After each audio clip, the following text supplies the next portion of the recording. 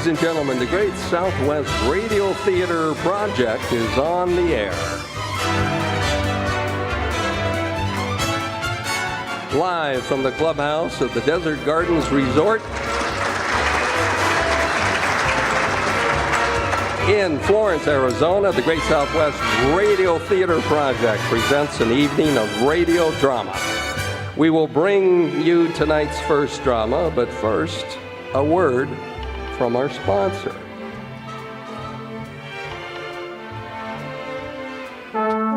Tide's in, dirt's out, Tide gets clothes cleaner than any soap. Any soap? Yes, any soap. Tide gets clothes cleaner than any soap. T-I-D-E, Tide. Even in the hardest water, Procter & Gamble's Tide gets all the dirt out of your whole family's wash. Take the drudgery out of the laundry day with T-I-D-E, Tide. Tide's in, dirt's out, Tide gets clothes cleaner than any soap. Any soap? Yes, any soap. Tide gets clothes cleaner than any soap. T-I-D-E, Tide.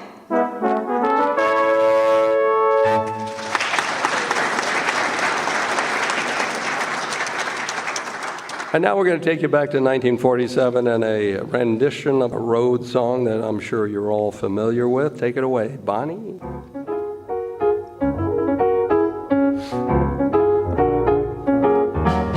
If you ever plan to motor west, travel my way, take the highway, that's the best.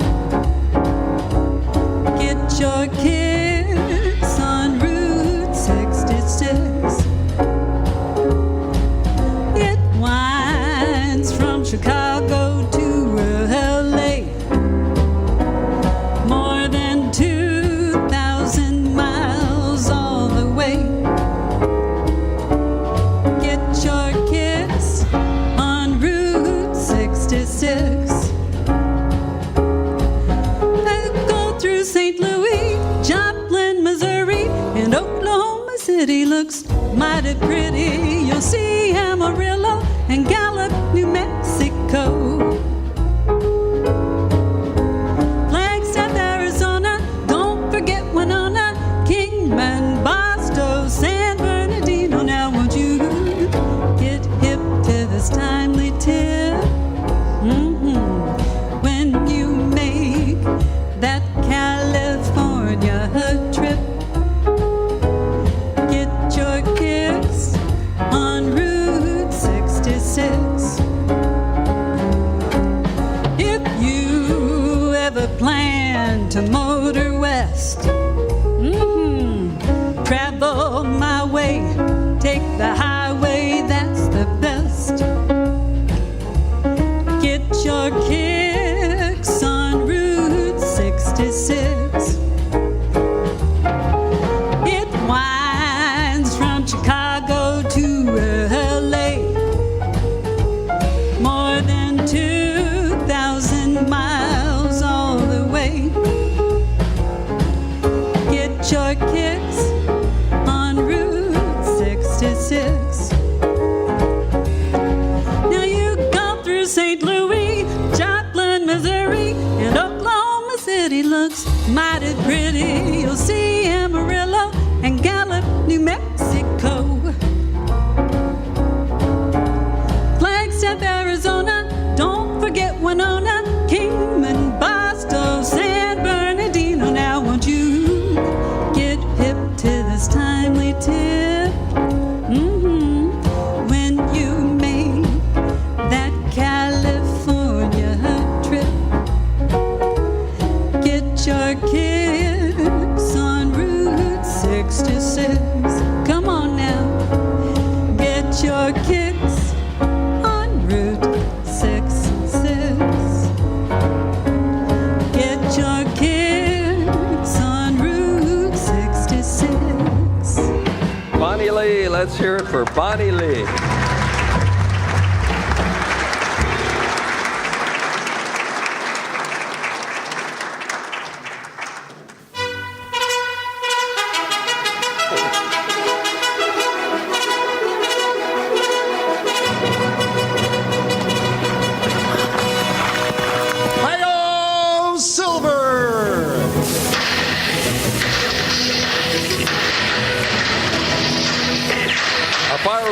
with the speed of light, a cloud of dust, and a hearty hi-ho silver. It's the Lone Ranger.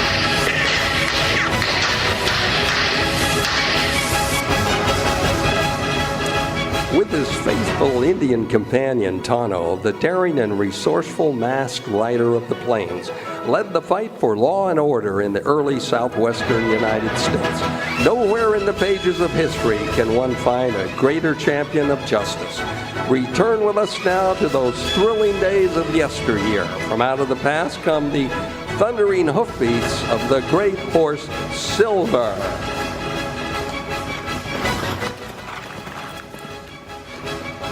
The Lone Ranger rides again.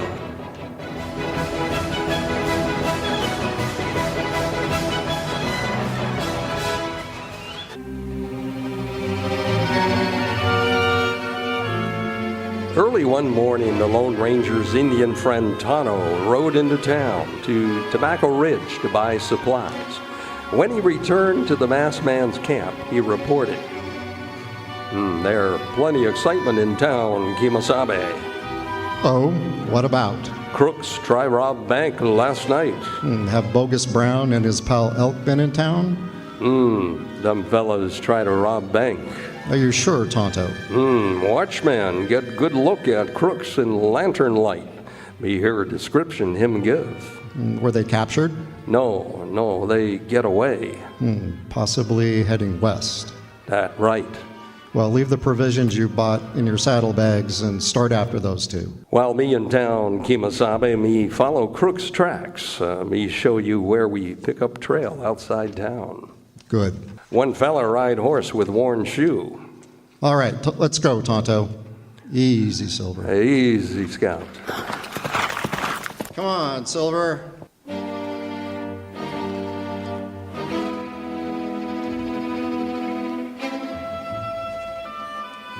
By taking a roundabout route through the hills, the masked man and Tonto avoided riding through Tobacco Ridge in order to reach the western side of town, and there they drew up rein. Whoa, fellow. Easy, Scout, easy. Here tracks, Kemosabe, just like trail we lose yesterday. Yes, you're right, Tonto. Easy, Scout, easy, fella. Now we plenty close to them. They're very clever at hiding their tracks. That's right. We already lose trail once. We'll not lose it again. Come on, Silver. Come on, Scout.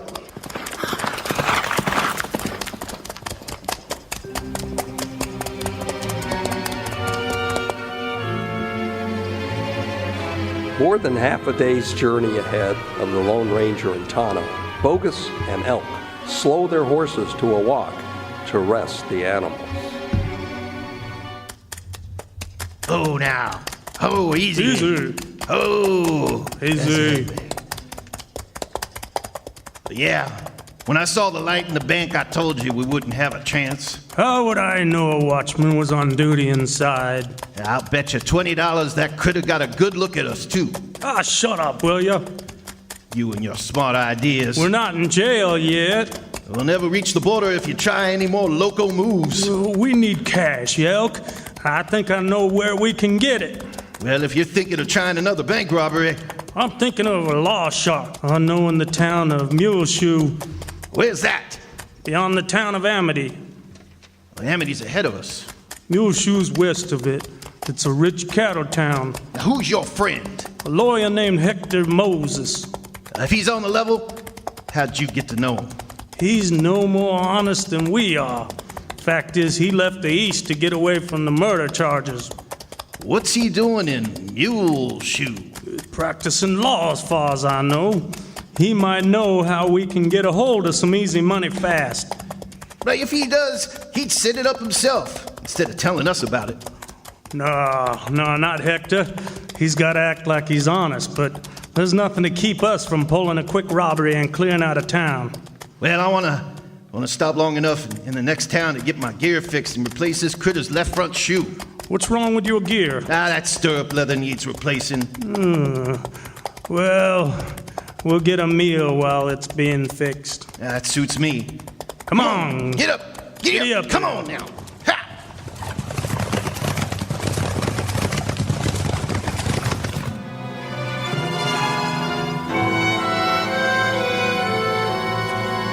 In the town of Amity, the killers stopped at a saddle shop where a 14-year-old redhead named Pete Jones worked. Leaving their horses with him, Bogus and Elk went to the restaurant directly across from the shop. A short time later, Bogus looked up from the plate of stew he was eating. Elk, look. Huh? Look who just drew rein at the saddle shop. That dude's no one I know. It's Hector Moses. Oh, yeah? Now, what's he doing here? I don't know, but I'll find out. I'll be back in a minute.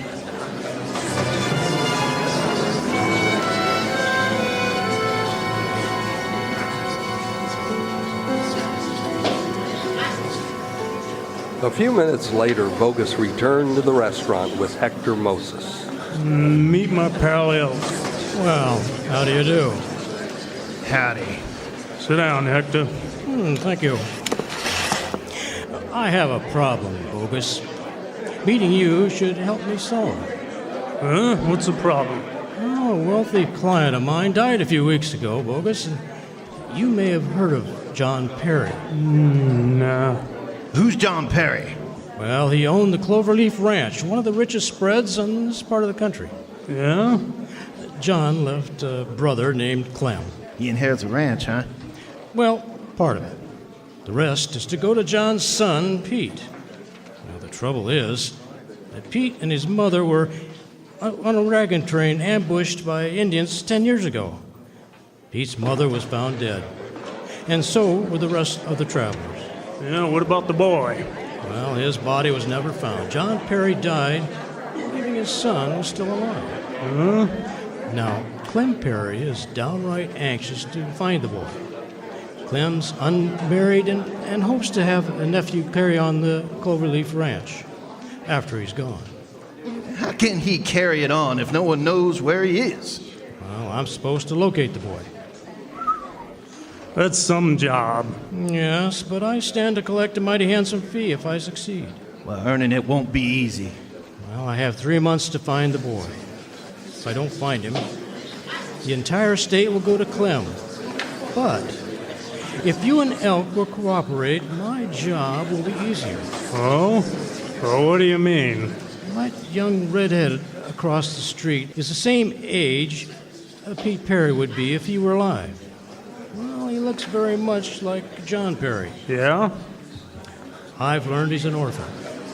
He works for his board and room in the saddle shop, and he knows nothing about his past. What about it? I may be able to palm him off to Clem as the real Pete Perry. Oh, so that's your scheme. Yes. Oh, Clem won't know the difference. I don't think I'll have any trouble selling him the idea that youngster's his nephew. Well, what about selling the kid the idea? That's where you two come in. As a reputable lawyer, I can't try to talk the youngster into doing anything shady, but you can. Me? Yes. You and Elk talk to the boy. Persuade him to go along with the masquerade, and I'll make it worth your while. How worthwhile? I'll pay you $500. For a swindle like that, not on your life. Huh? Split your fee with us, or forget the deal. My fee?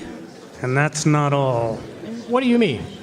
The kid stands to inherit a big ranch when his uncle dies, doesn't he? Well, yes. If we work this right, we can cut ourselves in for a share of the Cloverleaf Ranch. How you figure that? Well, the kid won't want anyone to know he's not Pete Perry once he's inherited the ranch. Is that so? By threatening to tell what we know, we have him right where we want him. And we may end up living like cattle kings, huh, Hector? Well, we may. If you talk him into going along with the idea... You leave that to Elk and me. Now look, I want to be in the clear in case this boy makes trouble. Don't worry. What about us? You've nothing to lose. You're probably darting the law as it is. Don't get any ideas about turning us in, Hector. Well, you know better than that, Bogus. I know you're a killer. The law here knows nothing about that murder. I know about it, and I'll talk if you try a double cross. Well, you misunderstand me. I just want to be sure I'm covered when you talk to the boy. Leave me out of this deal until he agrees to pose as Pete Perry. Oh, I savvy. Come on, Elk. We'll go talk to the kid.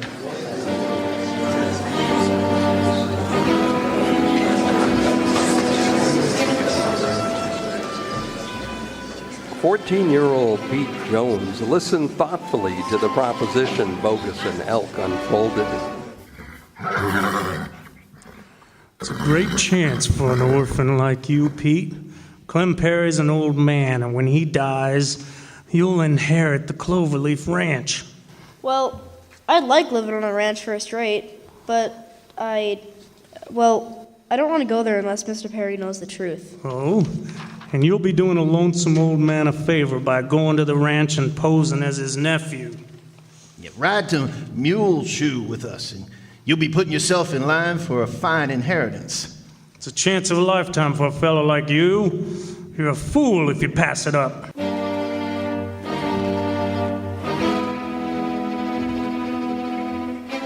Without realizing how it happened, the red-headed orphan agreed to the plan the two killers outlined. Then Bogus signaled Hector, who was waiting in the restaurant. He joined the group. All right, it's all set, Hector.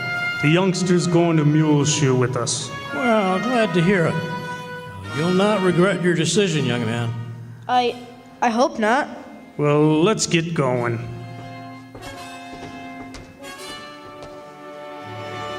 When they reached Mule Shoe, Bogus and Elk went to Hector Moses' office while the scheming lawyer took Pete to the Cloverleaf Ranch.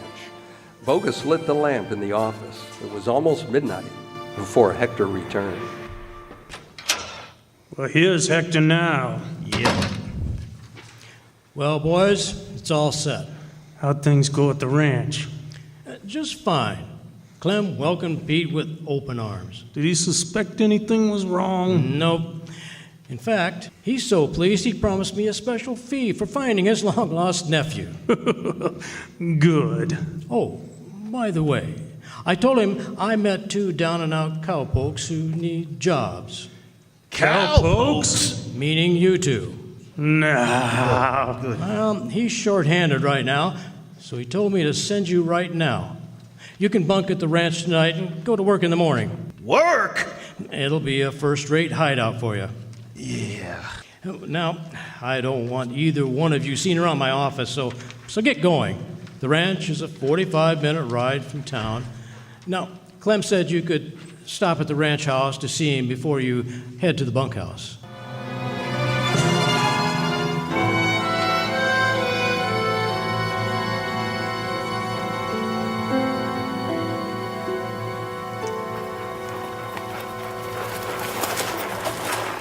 Whoa, Scout.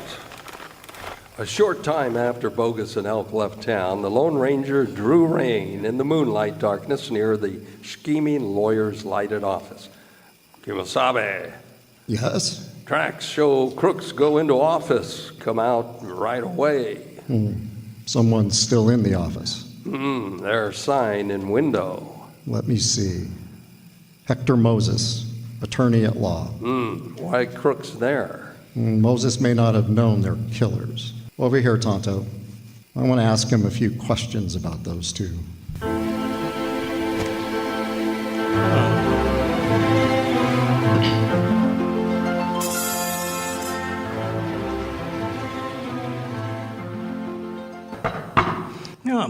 Who can that be? Now listen, if you'd come here to... Are you Hector Moses? Well, yes, but Don't be alarmed by my mask. If you're here to solicit my services as an attorney, I'm here for information. May I step inside? Now, hold on, mister. I won't detain you long. Well, this is highly irregular. A couple of killers named Elk Heber and Bogus Brown were here ahead of you. How did you know that? Tonto and I have been following them for over a week. Tonto? Yes, my Indian friend. During my 20 years I've spent in the West, I've heard a lot about a masked man who travels with an Indian named Tonto. In that case, you know my mask doesn't mean I'm an outlaw. You're the Lone Ranger. That's right. I What's wrong? Why, nothing, sir. Well, it's just that I never expected the pleasure of meeting you. I'm surprised and honored.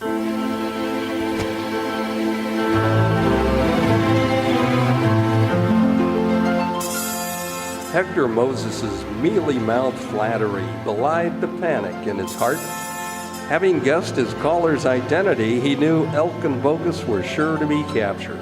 He knew, too, that when they were behind bars, they would tell the law that Hector Moses was also wanted for murder.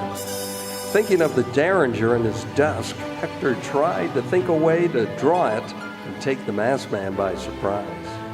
Of course, I didn't know they were wanted by the law. When they asked me for directions, I gave them the information they wanted. I'll draw a map and show you exactly the route I think they'll travel. On the pretext of reaching for a pencil and paper, Hector opened the desk drawer, grasped the derringer, and said, All right, Mr. Freeze. Hey, what's the idea? Surprised you, eh? Yes. Why the gun? You're not going after Bogus and Elk. No. You're through hunting outlaws. You're going to kill me? That's right.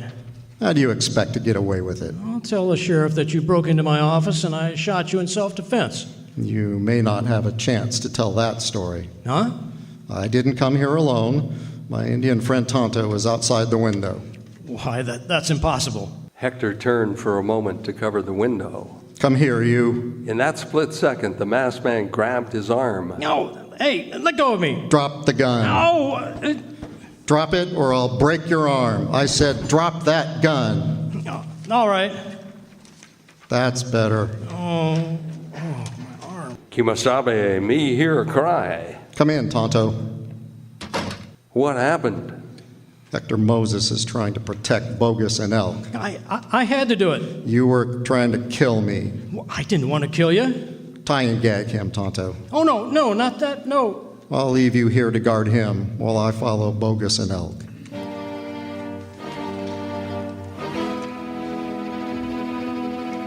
Following the directions Hector had given them, Elk and Bogus had ridden directly to the Cloverleaf Ranch house. Clem and Pete were in the kitchen where the 14-year-old was eating cold turkey sandwiches and milk. Standing inside the kitchen door with his hat in his hand, Elk explained. Well, the rest of the house was dark, so we came in to the back door, Mr. Perry. Well, I'm glad you did. Come in here and help yourself to some grub if you're hungry. Well, thanks, Mr. Perry. We are kind of hungry. Hey, it looks to me like you're enjoying a first-rate spread, Pete. I've eaten as much turkey as I can hold, Elk. That's the happiest day of my life. By doggone it, I sure wish my brother could have lived to see it. Well, after Mr. Moses left, I found out I am really Pete Perry. What's that? That's right. No mistake about it. You're sure of that, huh? Dead sure. Pete was born in this house 14 years ago. When he was 3, he and his mother started east to visit her folks. Hector Moses said the wagon train was ambushed. It was. But I never believed my Pete was killed. And now that I seen that birthmark on Pete's arm, I know he's my nephew. Birthmark? That's right. Pete has a cloverleaf birthmark on his right upper arm. Well, I'll be. When he was 3 days old, his dad changed the brand of this here spread from the JP to the cloverleaf. Been that way ever since. The brand's just like the mark on Pete's arm. Dad had it done that way. Roll up your sleeve, Pete, and show him the mark. Sure. There it is. Well, I'll eat some grits and get into gravy and biscuits. I don't know That's what's sure wrong with identification. Does Hector know about this? That scheming shyster. Pete told me how he planned to fool me by getting a boy to pose as my nephew. It's a doggone good thing I never told him about the birthmark. So you told him all about the plan, Pete? Sure I did. Why, you... Hey, what's the idea of the gun? Don't try reaching for yours. Yeah? We can't get away with it now, but we could take whatever money's around here and clear out. Take the old man's gun, Elk. Don't try it. Hey, look at the window. The masked man. Get him! As Bogus whirled around to fire, the silver bullet smashed his gun. Seconds later, another bullet grazed Elk's hand. The killer dropped the weapon as he had drawn. Clem Perry snatched his gun from its holster and covered the disarmed outlaws. Make a move, and you'll stop living. Keep him covered, Clem, while I come inside. I'll do that, mister. Don't move, you two, or I'll shoot. Come on. Where in the world did you come from, mister? I've been following these fellows for a week, Clem. Their trail led to your kitchen door. Why, do you know this masked man, Uncle Clem? You're doggone right I do, Pete. He and his Indian pal helped your dad and me round up some rustlers who was stealing our stock a few years ago. I was sorry to learn of your brother's death. Yeah, well, I lost my brother, but I found my nephew. Meet Pete, mister. How are you, Pete? Well, I'm fine now, but Bogus and Elk had me plenty worried for a minute. According to my nephew, they're mixed up in a scheme with Hector Moses. Yeah, Tonto's with Hector Moses now. If that double-dealing lawyer squealed on us, He didn't have to. I know your record. he's as bad as we are. What do you mean? That skunk's wanted for a 20-year-old murder in Chicago. If that's the case, he'll pay for his crime. Now, how about tying up their hands for me to go into town, Clem?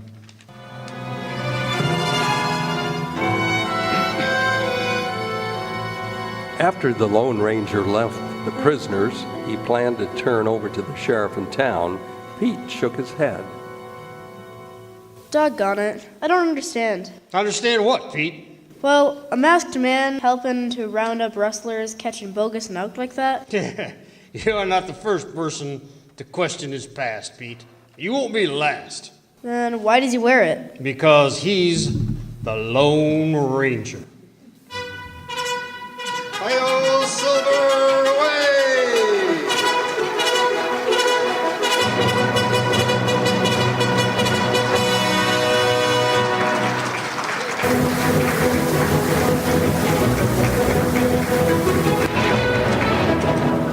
Tune in again next week at the same time and station for another episode from Out of the Past with the Lone Ranger.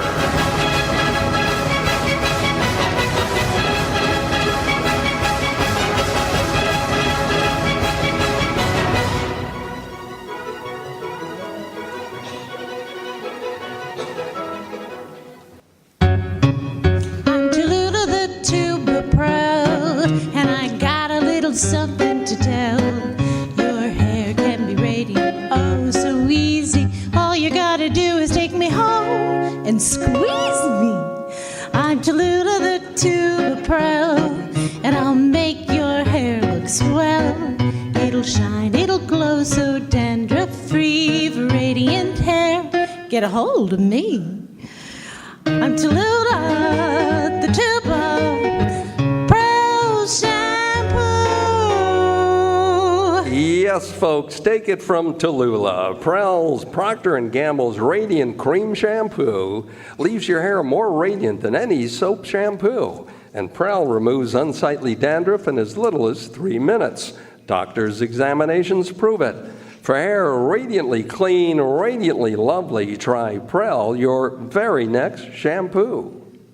I'm Tallulah the tuba pro, and I'll make your hair look swell. It'll shine, it'll glow so dandruff-free for radiant hair. Get a hold of me. I'm Tallulah the tuba pro, and I'll make your hair look swell.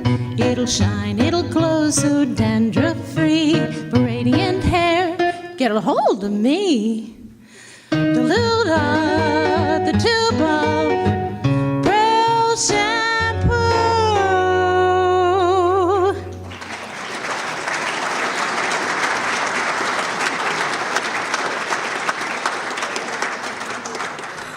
I was told a story that some of the Canadians that came down here in the last couple of weeks found it so cold they were ready to turn back and head back to Canada. But it's unusual to have this cold weather. It's not far off for the warm breezes to start. So Carlos Jimenez has a warming song for all of us. You recognize that?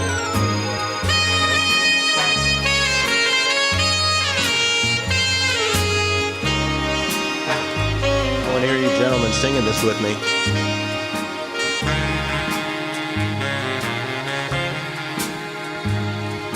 The summer wind came blowing in from across the sea.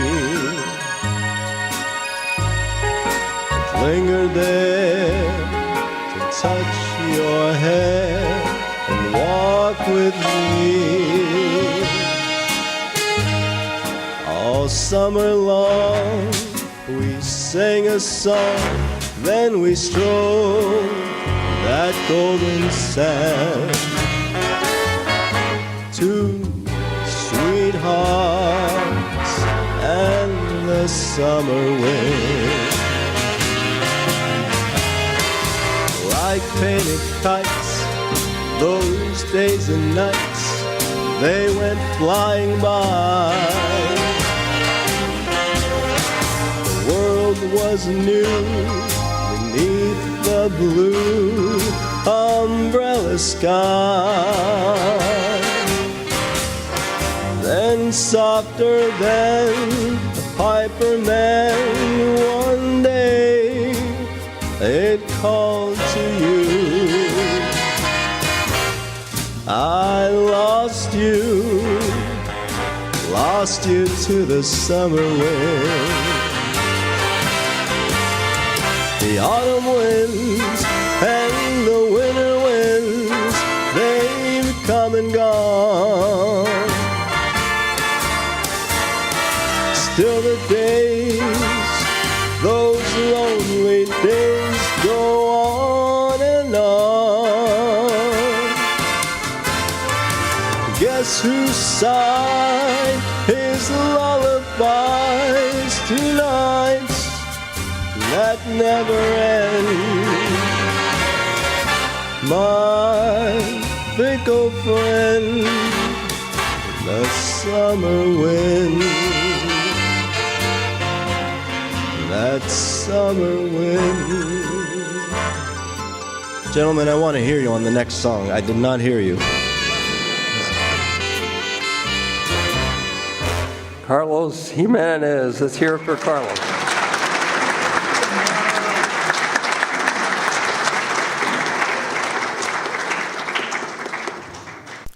The copyright on this production does not authorize any other broadcast, distribution, or other dissemination of this production, or any part thereof by means of radio, television, the internet, or any other means, nor does it authorize the recording of this production or any part thereof on disc, tape, film, or any other technology for sale or distribution by any means.